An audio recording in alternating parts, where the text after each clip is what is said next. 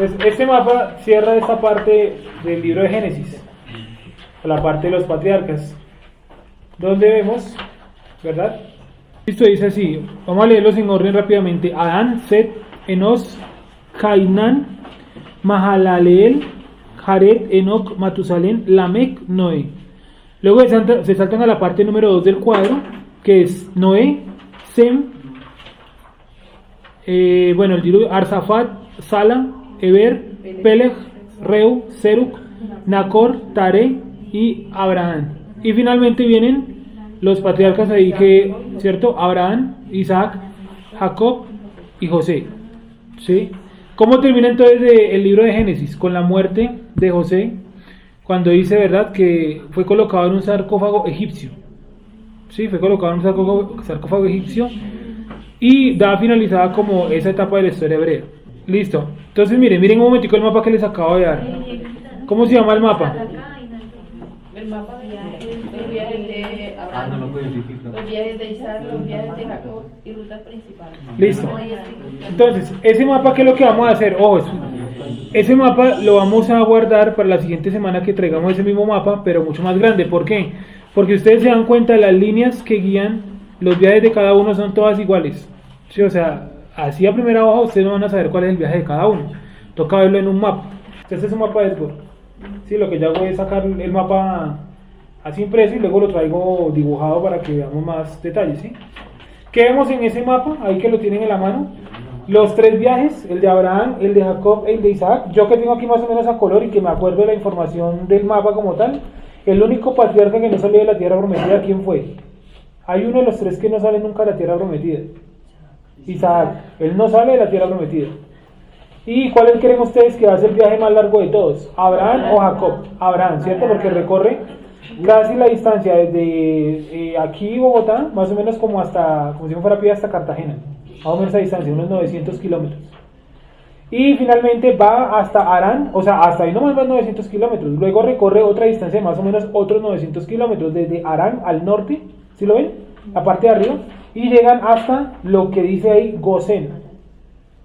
¿Sí lo ven? En Egipto, abajo. El recorrido que él hace más o menos unos entre 1800 y 2000 kilómetros. Eso es como caminarse prácticamente toda Sudamérica. Como coger desde La Pampa, Argentina, hasta La Guajira en Colombia. Sí, es todo ese recorrido más o menos. O sea, cuando él le dicen deja tu tierra y tu parentela para ir a la tierra que yo te mostraré, no es que fue camino a 2 cuadras. ¿Sí? Y dice que él emprendió el viaje hacia un rumbo desconocido, porque él no conocía por allá. Como si yo les dijera a ustedes, bueno, imagínense que Dios le mostró a uno de los hermanos acá que montemos un grupo en Guayana. ¿Sí? La francesa, la Guyana francesa. Y la otra, la holandesa. ¿Sí? Entonces, no, vámonos hasta por allá, llegamos y es un terreno que no conocemos. Ahora vamos al libro de Éxodo capítulo 1. Primero que todo, el último capítulo de Génesis. Génesis, el último capítulo. ¿Cómo dice? Génesis capítulo 50.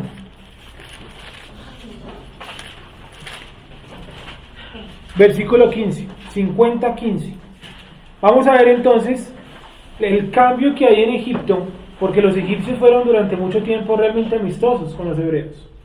La actitud que tiene el faraón en la época de José, se nota que es un faraón que es amable con José. Le dice, trae a tus padres, ¿cierto? Mándalos a colocar a vivir allá. Él recibe a Jacob en el palacio del faraón. O sea, es un tipo que es diferente al faraón que los esclavizó. Entonces vamos a ver esa transición. Dice así: muerte de Joseph. Alguien que lo lea, por favor. 50-15 hasta el 26.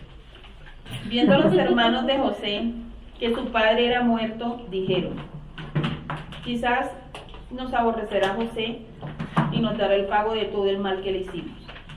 Y enviaron a decir a José: tu padre mandó antes de su muerte diciendo: así diréis a José, te ruego que perdones ahora la maldad de tus hermanos y su pecado, porque mal te trataron. Por tanto, ahora te rogamos que perdones la maldad de los siervos del Elohim de tu padre. Y José lloró mientras hablaba. Ahora, ¿eso es verdad? ¿Qué? ¿O fue algo que se inventaron los hermanos? Pues uno lo ve así, no parece que se lo hubieran inventado, pero no hay tampoco una manera de decir que fue inventado. ¿Sí me hago entender? O sea, no hay manera de afirmar que se ha inventado o decir que el padre no lo dijo así. O sea, que Jacob murió con esa preocupación. Sí, puede ser, ¿sí? O que él incluso haya dado esa orden, o esa palabra, que él incluso le haya comentado alguna vez, no, yo tengo cuestión de que pronto algún día José se vengue, ¿sí? O sea, eso no hay manera de afirmar que sea inventado o que de verdad pasó. Siga. Vinieron también sus hermanos y se postraron delante de él y dijeron: Henos aquí por siervos tuyos. Y le respondió José: No temáis, ¿acaso estoy yo en lugar de Elohim? Vosotros pensáis mal contra mí, mas Elohim lo encaminó a bien, para hacer lo que vemos hoy, para mantener en vida a mucho pueblo. Ahora pues, no tengáis miedo, yo os sustentaré a vosotros y a vuestros hijos. Así los consoló y les habló al corazón. Y habitó José en Egipto, él y la casa de su padre, y vivió José 110 años. Y vio José los hijos de Efraín hasta la tercera generación. También los hijos de Maquir, hijo de Manasés, fueron criados sobre las rodillas de José. Y José dijo a sus hermanos: Yo voy a morir, mas Elohim ciertamente os visitará, y os hará subir de esta tierra a la tierra que juró a Abraham, a Isaac y a Jacob. E hizo jurar José a los hijos de Israel, diciendo: Elohim ciertamente os visitará, y haréis llevar de aquí mis huesos. Y murió José a la edad de 110 años, y lo embalsamaron y fue puesto en un ataúd en Egipto. Cuando dice que lo embalsamaron, veremos un momentico esa palabra en hebreo, pero el proceso es el proceso egipcio, ¿sí? Muy bien. Sí, y les cuento cómo es el proceso egipcio, cómo era, les metían un gancho por la nariz, estando ya muerto, ¿no? Estando ya muerto, y con ese gancho les extraían todo lo del cerebro, Sí. absolutamente todo por la nariz. Posteriormente le hacían un corte más o menos a esta altura, ¿sí? Y le sacaban todos los órganos, acá realmente, ¿sí? Lo que sería el estómago. Le sacan por ese mismo hueco muy pequeño todos los órganos. Cada órgano era colocado en un recipiente distinto, ¿sí? Y el recipiente era marcado por fuera con el nombre del órgano, ¿sí? ¿Cuál era el órgano que mejor se preservaba? Que han encontrado incluso algunos de esos órganos preservados en líquidos que ellos preparaban. El corazón y algunos, por ejemplo, la parte del cerebro, ¿sí? Entonces, ahí el proceso de momificación egipcio era uno de los mejores de toda la historia.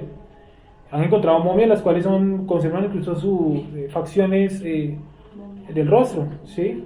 Si ustedes pueden buscar ahí, alguien que por favor busque Ramsés II, busquen la momia de Ramsés II, está conservado perfecto, sí, un nivel de conservación impresionante. O sea, lo que ellos hacían de momificación era una cosa, primero, una novedad para aquella época, y segundo, algo impresionante, o sea, que no hay precedente. Dice que embalsamar es sazonar con especias. Sazonar con especies, ¿sí? ¿Y qué palabra es exactamente? Hanat. Hanat. No sé si Hanat. se pronuncia. Listo. Esa momia que nos está mostrando ahí Andrés, que yo debería ser la misma que está mostrando allá Jessica, tiene antigüedad un poco más de 3.000 años. Sí, puede llegar a tener incluso entre 4.000 y 4.500 años de antigüedad. Esa momia está pues perfectamente conservada, ¿sí? ¿Huele a feo? La verdad. Y ahí muestran que destapan una nueva momia que encontraron esta semana, la semana anterior, y todos tienen tapabocas. Entonces yo asumo que huele feo, asumo. No, de pronto tiene polvo. Sí, porque No, la zona ya está toda limpia. esos químicos que le dieron a la pipa, no creo que no le... Tiene que oler feo. Sí, no, puede ser también. Que cuando yo estoy Pero en igual una huele exposición feo. de momias de esos de lo del cuerpo. ¿Bodies? Eso también, pues, sí, pero no... No, ellos no huelen a nada. Pues, los hijos ya no huelen a nada. Bueno, claro que es un proceso moderno, ¿no? Pero no huelen. Pero la que está en- Y realmente ahí están es como disecadas, ¿no? Sí, o sea, tiene químicos. Ah, sí, dicen que no huele a feo. No, porque le sacan todos los líquidos. Es que no sé el proceso de... Porque hasta donde me acuerdo el proceso de momificación egipcia, Pero sí le sacaban los órganos. los órganos y miren, esta es esta. Esta es la que les iba a mostrar. ¿En serio? Sí, del Museo Británico. Ay, qué lindo. Sí. Una persona hace 4.500 años, Ramsés II. Que este no es el Ramsés que siempre dicen que, ay, que Ramsés, el de la Biblia. No, ¿Este no es? no, este no es. Otro. Es otro. Y ni siquiera se llama Ramsés. Lo que pasa es que Ramsés, digamos lo que era como el título. Como el César. No, el título, esperemos un segundito. El título de remate de los nombres, ¿sí? Entonces él se podía llamar, por ejemplo, Asheput y el guión Ramsés. Entonces creen que Ramsés es cualquiera. Y Ramsés hubo muchísimos Ramsés. Pero si era un Sí. título o algo así. No, era propiamente el nombre. Es que el título era Faraón. Ah, El título era Faraón. pero entonces, ¿por qué Ramsés? Sí, ese era el nombre del tipo. Y digamos que el nombre, sí. Entonces el otro, o sea, como si yo me llamara. Como yo heredarle mi nombre a mis hijos o a mis nietos. Sí, algo así como la dinastía. Mantuvo ese nombre ahí de segundo. Sí, como, no sé, los reyes de Inglaterra. Sí, que uno va y mira y Luis, ¿cierto? 15, 16, 17, 18. Sí, se mantiene el nombre. ¿Y el título cuál es? El título no es Luis, el título es Rey de Inglaterra. ¿Sí? Sigamos ¿Él entonces. era que un faraón? Él sí, Faraón. ¿Listo? Sigamos entonces. Es la cédula de antes. Entonces, y murió José, léelo por favor. Y murió José a la 26. edad de 110 años. Y lo embalsamaron y fue puesto en un ataúd en Egipto. ¿Cierto? ¿Ustedes han visto el ataúd de Tutankamón? ¿Cómo se llama? Eso se llama sarcófago. Entonces, ¿qué pasa con el sarcófago de Tutankamón? Es el único sarcófago intacto que han encontrado. Los demás se lo robaron los saqueadores de tumbas. Sí, era una placa de oro tallada. Así eran los sarcófagos en Egipto. Es el único que hay recuperado hasta este momento. Los demás todos se perdieron, como les digo, en robos. Por eso todos los sarcófagos que hacen son así. Es como, Sí. como este, así.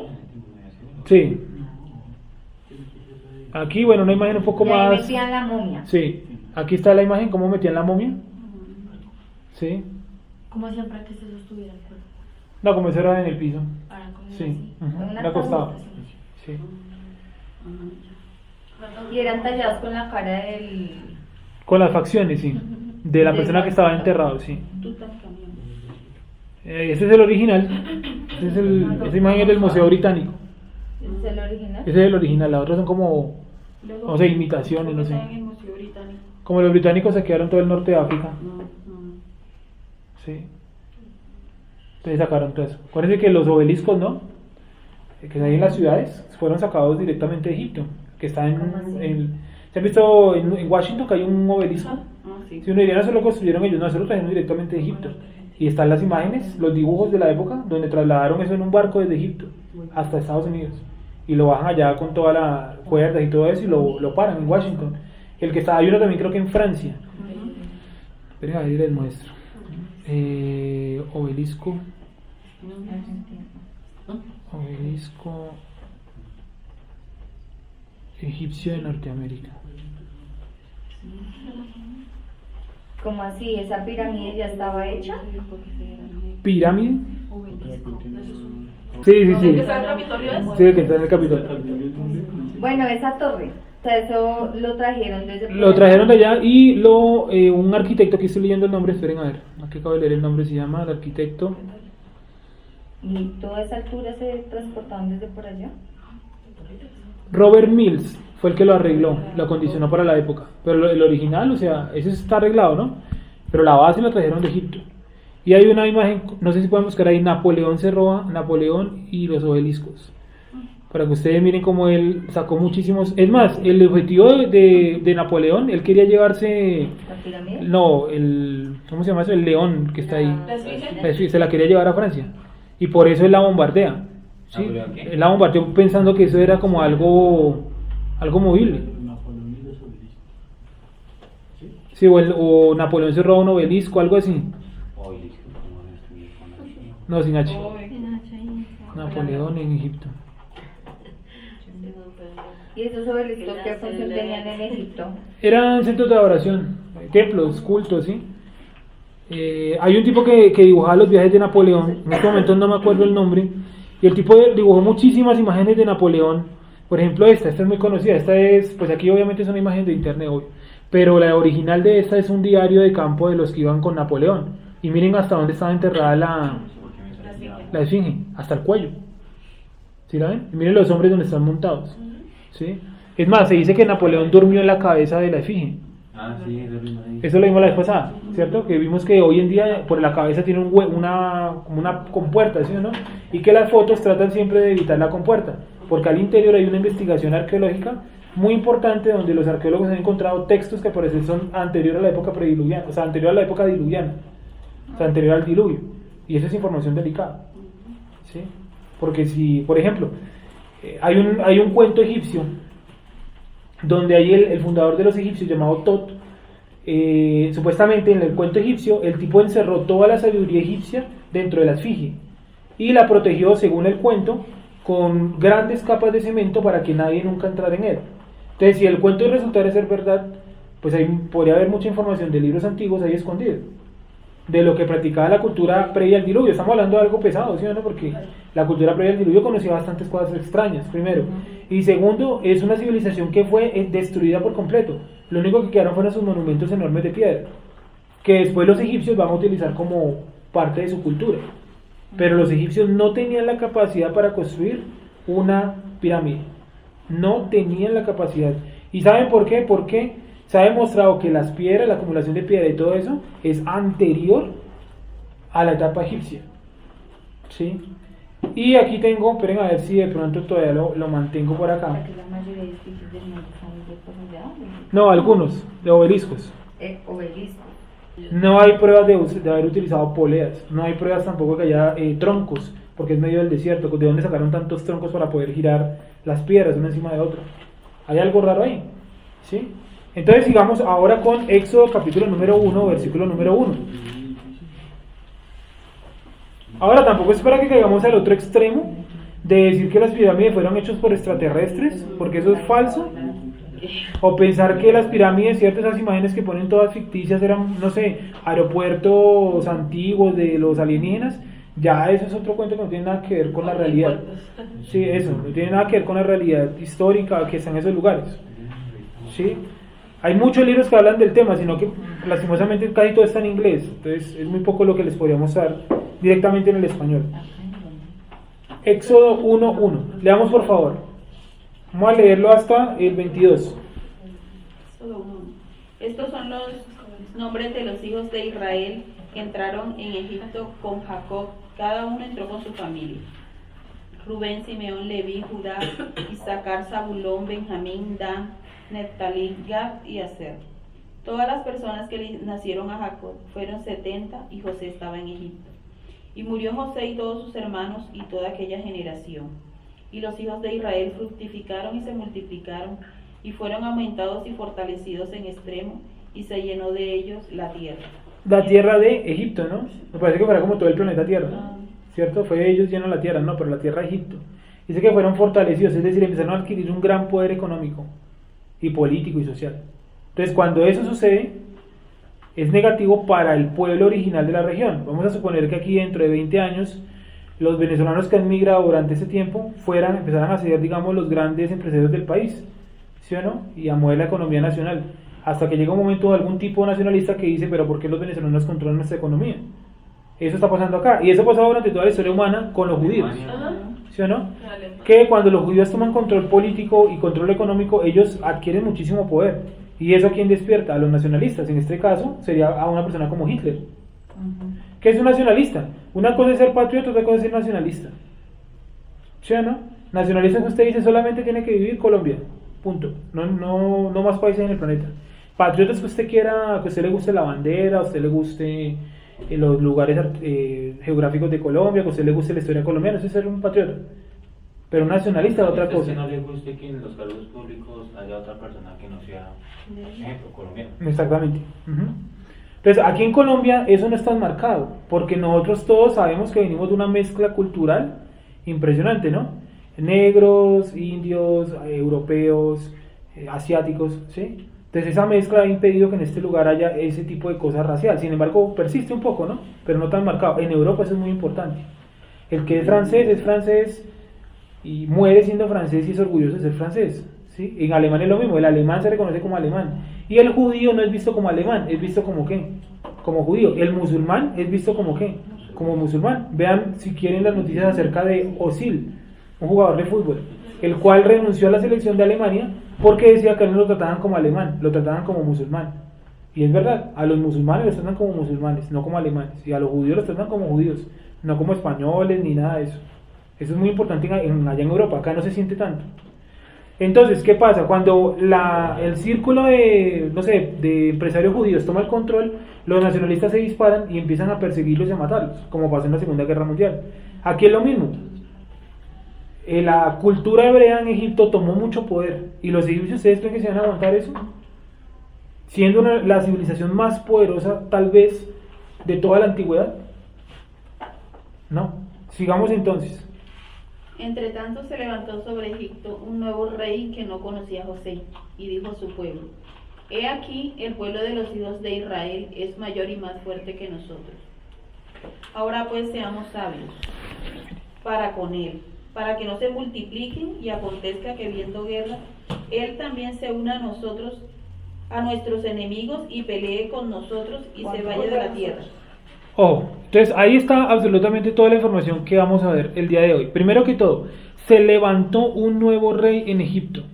Se levantó, ¿por qué no dice lo nombraron? Se levantó, Tomó el poder. tomó el poder. Quiere decir que él venía de alguna familia de guerreros que se habían tomado el poder. Porque miren el miedo de él. El miedo de él no es el control económico. El miedo de él, ¿cuál es? Que los hebreos se unan a una guerra contra él. O sea, él como tal, el faraón que está en ese momento ahí, es un usurpador del trono. ¿Estamos claros? Entonces, todo lo que ustedes han leído del final del libro de Génesis es de la dinastía 17. Aquí empieza la dinastía 18 de Egipto, donde hay otro faraón, otra familia en el poder. Por favor, leamos un momento aquí Éxodo 1:1. Y estos son los nombres de los Ah, no, hijos de... qué pena, discúlpeme. Donde dice, se levantó un nuevo faraón. Y se levantó un nuevo rey en Misraim que no conocía a Joseph. Se levantó, ¿no hay de pronto un comentario? Se levantó. Dice, y se levantó un nuevo rey. Sobre el significado de este enunciado hubo una diferencia de opinión entre Rab y Shemuel. Uno de ellos dijo que literalmente era un nuevo rey, mientras que el otro afirmó que la Torá lo define como nuevo, porque promulgó decretos nuevos. Dice, según esta primera interpretación, nuevo debe entenderse literalmente, aunque parecía superfluo mencionar que se levantó un nuevo rey, y hubiera bastado con decir que se levantó un rey, de lo cual se entendería que era un monarca diferente. Para el sabio que emitió esta opinión al decir nuevo, la Torá quiere enfatizar que se trataba de un régimen distinto al anterior, cuya política nacional no tenía nada que ver con la del anterior. Listo. En cuanto a los nombres de los faraones y eso lo vamos a ver la siguiente semana con una tabla que traigo.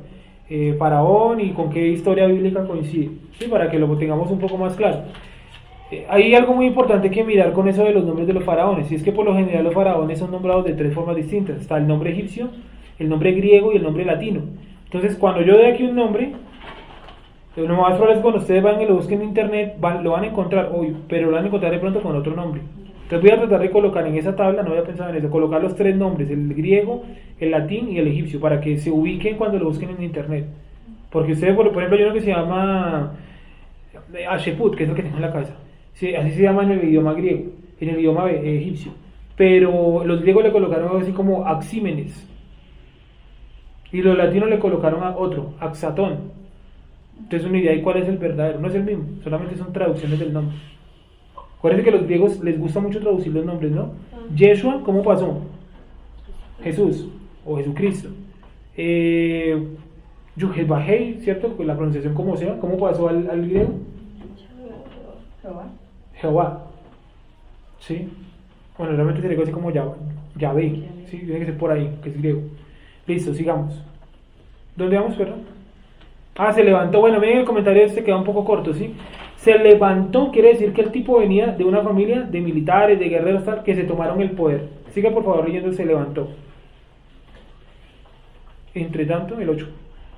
Entre tanto se levantó sobre Egipto un nuevo rey que no conocía a José, y dijo a su pueblo. Y miren lo que dice, no dice, se levantó en Egipto. ¿Cómo dice?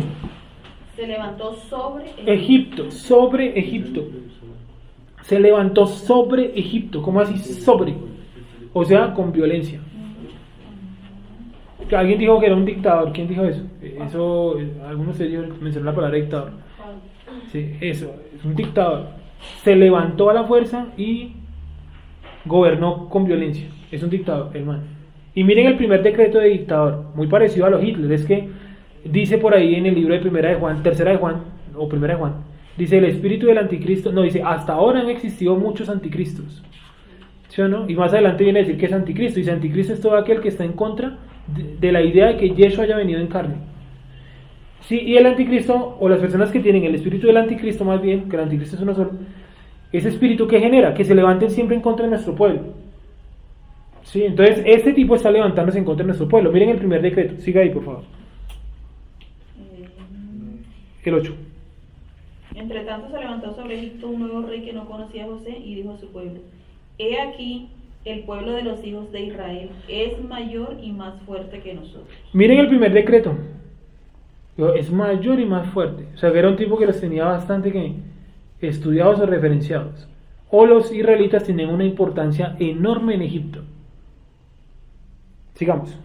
Ahora pues, seamos sabios para con él. Miremos un momentico esa palabra sabio en el hebreo. Y a ver si alguien me hace el favor. No sé si me toca. No se encuentra. No, porque mira en ese caso. Espérate un segundito. ¿En cuánto es? Se me olvidó, pero el 10. Coloca en seamos. En seamos. Entonces, miren lo que, háganme el favor y miren, busquen la palabra sabio en otro versículo, puede ser en el libro de Proverbios o en Salmos, y miren si la palabra es la misma, ¿no sale? Dice, venga, usemos astucia para Eso, tratar con ellos. es que yo creo, yo no la miré en el hebreo, pero para mí no es tanto sabiduría. No, pero no estoy mirando en el video, estoy mirando en no, otra. no, sí, listo. En dos, en las dos que miramos, ninguna dice. Yo creo que no puede ser sabiduría, me parece que tiene que ser una palabra astucia o malicia, usemos de malicia. Dijo a su pueblo: miren, el pueblo de los israelitas se están haciendo más numerosos y más poderosos que nosotros. Tratemos algo contra él. De lo contrario se multiplicarán y en caso Sí, de no. guerra se aliarán con nuestros enemigos y lucharán contra nosotros. No la ponen, si es que esa palabra sabios o sabiduría ahí está muy extraña en el español. Pues digo, miremosla en el hebreo a ver qué nos vota. Sigamos entonces. Ahora pues, ¿Lo miramos? Sí, vayamos mirándola. seamos sabios para con él. Un momentico, señora Beatriz. El 1.10, Juan P. Ahí la palabra sabio de pronto en alguna otra traducción, Juan Pablo. A ver si de pronto le vota algo. Ahora sí. Astucia. Dice, ahora pues seamos sabios para con él, para que no se multiplique y acontezca que viniendo guerra, él también se una a nuestros enemigos y pelee contra nosotros y se vaya de la tierra. Entonces, miren, les cuento.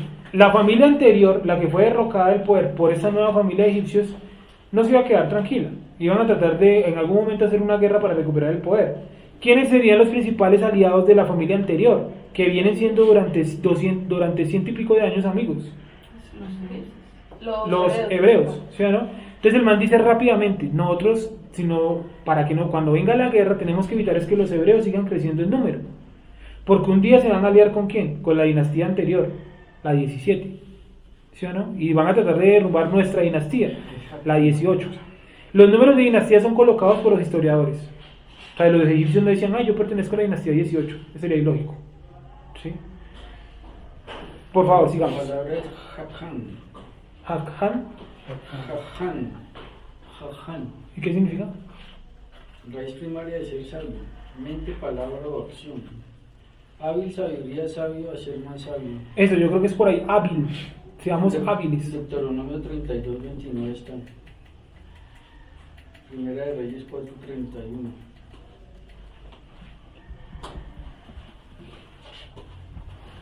Continuemos entonces con la lectura ahí, por favor. Entonces, bueno, a ver si pueden mirar de pronto la palabra sabio en Proverbios, en Salmos, a ver si de pronto es la misma. ¿Listo, hermana? ¿Cómo es? Salmos 19, 7. ¿Es la misma? Pues aquí en el hebreo aparece la misma, ¿no? Listo, siga, hermana, a ver qué. Entonces pusieron sobre ellos comisarios de tributos que los molestasen con sus cargas y edificaron para Faraón las ciudades de Almacenaje, Pitón y Ramesés. Listo. Entonces, ¿qué es lo primero que hace una dictadura por lo general? Cargar a la gente con impuestos o con cosas tributarias. O sea, lo primero que va a hacer siempre una dictadura es meterse con la parte de la economía. Cuando Hitler subió al poder también hizo lo mismo. Colocó a los egipcios, Duque está haciendo lo mismo. colocó también lo mismo Hitler, y es que aumentó de manera desmedida los impuestos principalmente para la raza judía. Él le decía raza, nosotros sabemos que no es una raza es otra cosa. ¿Sí? Y esa raza o ese tipo de judíos de aquella época sufrió mucho eso, un montón de impuestos. Entonces Entonces, tú tenías una peluquería, para cobrarte los impuestos más fácil te la marcaban por fuera. ¿Han visto las imágenes, cierto? Sí. De los mismos soldados de Hitler, ¿cierto? De la SS, marcando los lugares de los judíos con estrellas de David. ¿Sí? Que no solamente facilitaba eso, sino que también usted sabía, ese manda ya es judío. Esa es una forma de señalarlos públicamente. Es como si aquí en algún momento dijeran, a ver, no pueden utilizar, digamos, los ISIL. ¿Sí? Bueno, ese es un señalamiento para el que los utilice por fuera.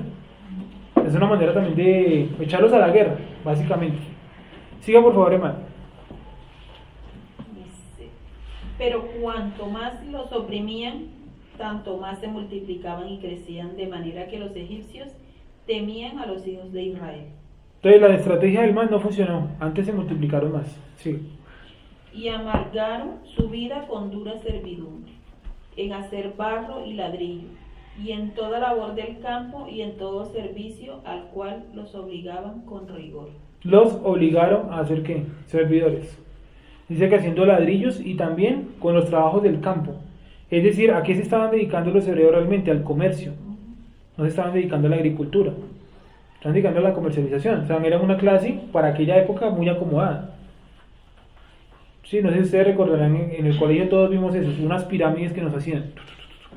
Que decían, el rey está en la punta, ¿no? Y de ahí para abajo tienen todos los de la sociedad. Y los agricultores, ¿dónde estaban por lo general? Casi en el último lugar. Los comerciantes estaban mucho más arriba. O sea, eran tipos acomodados. Siga, por favor, hermana. Y habló el rey de Egipto a las parteras de las hebreas, una de las cuales se llamaba Cifra. Eso, vayamos mirando esos dos nombres, Cifra y la otra Fua. Fua. Cifra y Fua. Y les dijo, cuando asistáis a las hebreas en sus partos y veáis el sexo, y si es hijo, matadlo. Espera un momentico, hermana, gracias. Wendy, no sé si de pronto que diga de Cifra y Fua ahí. O si de pronto ves en el hebreo si es Cifra como tal. Dice Cifra, ella en realidad es Yohebed. Ese es el comentario, ya explico ese comentario. Y la Dice, otra es pero María. aquí es llamada Cifra en alusión al hecho de que embellecía con sus cuidados a los recién nacidos. Ujú. Púa, ella en realidad es Miriam, pero aquí es llamada Púa en alusión al hecho de que voceaba, hablaba y susurraba a los recién nacidos, como suelen hacer las mujeres cuando tranquilizan a un niño pequeño cuando llora. Entonces, dinos, por favor, Wendy, mira un momentico en el hebreo y mira si los nombres son Cifra y Púa o Cipra y Fua. No es púa, Púa. una israelita. Entonces cambien los nombres ahí en la Reina Valera, porque no se les olvide. ¿Es Cifra? Cifra sí está bien, ¿cierto? Shifra. Lo voy a escribir acá. Digan, ¿cómo es entonces? Escribo acá. Chifra. ¿Con Z o con Sí. S? SH. SH. Shifra. Con B. Sí. Ra. Termina en H. Chipra. Shifra. Así, Gonzalo. O Chipra. Acá aparece con eso. Con F. Con F, es con F. Yo Así es acá- con F, acá pero con no te lo estaba viendo la que es. Chifra. Shifra. Así Con con tilde. No, con No, H. con H. Es que la tilde la ponen para hacer la referencia que termina Chifra. Pero es un. Ah, pero acá no Sí, tiene H. en el hebreo no hay tilde, entonces pues, se coloca eso. Chifra. Y la otra sí es Púa. Púa. Terminan en En H. H. Y con tilde no. Estos son los nombres, ¿vale? Para que los anoten ahí. Ahora, ¿qué significan los nombres? Chifra me manda una raíz primaria que es shofar. No sé. Chofar, Sí, me manda una raíz que es shofar. Sí. Y púa, perplejidad. De pur. perplejidad, Sí. perplejidad. No sé, dice una raíz que no sé mucho qué significa brillar, brillo. ¿Cuál? La primera me dice brillar, brillo también. La puede primera ser. es chifra. No, la segunda puede ser brillo. Es que se Brillar. perplejidad, esa palabra es como tan... Sí, Brillar. brillar, porque esa es otra raíz, pero dice Sí. brillar, brillo. Listo, brillar, démosle ahí. Entonces, esos son los significados y los nombres de realmente de las dos que vemos allí, para que por favor lo cambien en sus Biblias. Para que no se les olvide esos datos, bueno, ¿por qué? Porque así nos vamos acostumbrando también a los términos como son. Ahí hay arriba hay una Torah, una Biblia que a veces la bajamos y algunos de ustedes la han utilizado, que es Reina Valera, pero tiene todos los nombres cambiados al hebreo. Claro, eso le da muchísimo arranque a uno. La K2 también. Sí, y listo. ¿Cómo dice entonces? Cuando asistáis a las hebreas en sus partos y veáis el sexo y si es hijo, mátanlo. Ahora, un momentico, hermana, qué pena interrumpir así. Pensemos un segundo. El comentarista dice que son Joquebed y Miriam, o sea, la mamá de Moisés y la hermana. Yo no estoy del todo seguro que sean, realmente no veo en un lugar claro que sean ellas dos.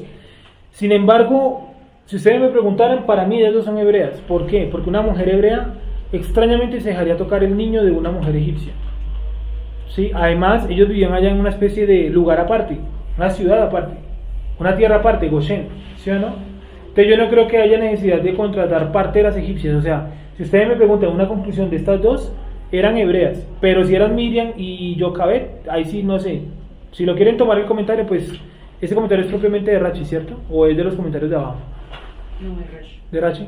Entonces, si quieren tomar el comentario de Rachi de que son Joquebed y Miriam, pues estamos de acuerdo. Y si no lo quieren tomar, pues no lo tomen, ¿sí? Pero que eran hebreas, eran hebreas. Además, miren el nombre. ¿Sí? Ahora sí. Entonces, la orden que dio Faraón fue la siguiente. Entonces, ahí viene, qué pena, ahí viene algo. ¿Que son hebreas? Son hebreas. Son hebreas, sí. Pero no son Joquebed, o sea, para mí, no son Joquebed y Miriam. Para Rachi él dice que sí. Joquebed y Miriam son la mamá de Moisés Sí. y la hermana. ¿Sí? Entonces, si alguien quiere comentar, ¿cuál? Ahora, viene una cosa muy importante, y es que por lo general los dictadores más inteligentes de todos, ellos no van a matar a los líderes. Ellos cogen a los líderes y primero los charlan. Dicen, venga, dígale a su gente esto y esto y esto, ¿cierto? Maneje usted las cosas. Porque si usted mata al líder, ¿qué él puede generar? Una revolución. ¿Sí? ¿Me hago entender? Entonces, eso siempre lo vamos a ver en toda la historia humana, es muy interesante. Y es cuando se monta un dictador, el man no empieza a matar a los líderes. El man va y busca primero a los que dirigen y les dice, venga, dígale a su gente que haga esto y aquello. Porque si el man llega matando a todo el mundo, la gente abajo se revoluciona. ¿Sí? Entonces, sigamos ahí, por favor. Cuando asistáis a las hebreas en sus partos y veáis el sexo, si es hijo, matadlo, y si es hija, entonces viva. Pero las parteras temieron a Elohim y no hicieron como les mandó el rey de Egipto, sino que preservaron la vida a los niños. Y el rey de Egipto hizo llamar a las parteras y les dijo, ¿por qué habéis hecho esto? ¿Qué habéis preservado la vida a los niños? Y las parteras respondieron a Faraón, porque las mujeres hebreas no son como las egipcias, pues son robustas y dan a luz antes que la partera venga a ellas. Y Elohim hizo bien a las parteras y el pueblo se multiplicó y se fortaleció en gran manera. Miren que las parteras siempre aparecen metidas dentro del pueblo.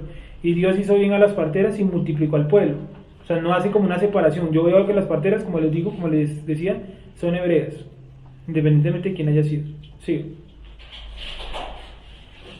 Y por haber las parteras temido a Elohim, él prosperó sus familias. Entonces Faraón mandó a todo su pueblo diciendo, echad al río a todo hijo que nazca y a toda hija preservar la vida. Entonces ahí sí Faraón le tocó traer a quién, a egipcios, para que hicieran esa labor que las parteras hebreas no habían querido hacer. Y ¿cómo se llama? ¿Qué fue lo que hizo? Trajo gente y le dijo, arrojen a los hijos. Le hace pedazo otra vez. Entonces Faraón mandó a todo su pueblo diciendo, echad al río a todo hijo que nazca y a toda hija preservar la vida. ¿Por qué estaban matando a los niños únicamente? ¿Por qué no mataban niños y niñas? Igual la idea es que no se multipliquen. Es porque las hebreas son para similar a los egipcios. No, bueno, sí, no. También porque atrás viene colocando una característica de las mujeres hebreas, que son robustas. Digo, yo conservo a las mujeres y así es más fácil hacer que multiplicarnos como egipcios. Pero hay alguien que sobra en esa ecuación, los niños hebreos, o sea, los varones, ¿vale? No, pero los varones luego los hombres no son los aptos para la guerra. Yo les creo que Sí, exacto. Y más adelante dice eso, no sé qué poner un ejército, ¿no? Hágale, hermano. ¿Sigo? Un varón de la familia de Leví fue y tomó por mujer a una hija de Leví, la que concibió y dio a luz un hijo, viéndole que era hermoso, le tuvo escondido 3 meses. Esa palabra hermoso, sí, miremosla también en el hebreo. ¿Cómo es como tal? Bueno, sí, ¿cómo es en el hebreo la palabra hermoso? Top.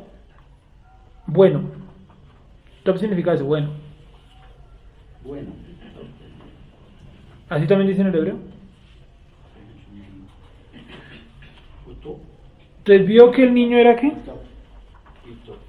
viéndole que era hermoso. Entonces, me parece que el comentario de Rachi, un momentico, buen día, en el versículo 2:2, parece que Rachi dice que era hermoso porque nació circuncidado, según Rachi. ¿No es ahí? Que era bueno, dice bueno. En cualidad de bueno, se refiere a que cuando Moshe nació, la casa entera se llenó de luz. Sí, comentarios, porque Rachi no estuvo ahí. Comentario. Dice, como debido a su amor por su progenie, Dos. Sí. todas las madres consideran que sus hijos son buenos.